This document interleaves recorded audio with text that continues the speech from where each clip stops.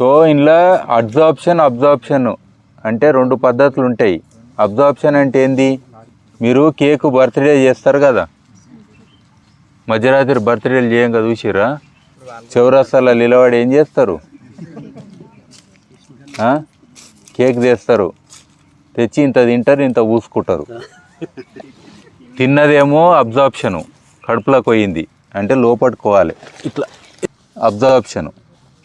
ఇంట్లోకి లోపలికి పోయింది అబ్జార్ప్షన్, లోపలికి. అడ్జార్ప్షన్ అంటే మీద మీద రుద్దుకుంటారా, అది అడ్జార్ప్షన్ అంటే మీదనే ఉంటుంది కానీ ఉంటుంది.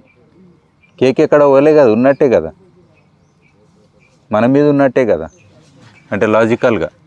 అట్లనే నీళ్ళు కూడా ఏమవుతాయి అంటే, మనం ఒక బొగ్గు భూమిలో వేసినప్పుడు, ఇట్లా వేసినప్పుడు వర్షం పడ్డప్పుడు నీళ్ళు గుంజుకొని పెట్టుకోవడం ఒకటి.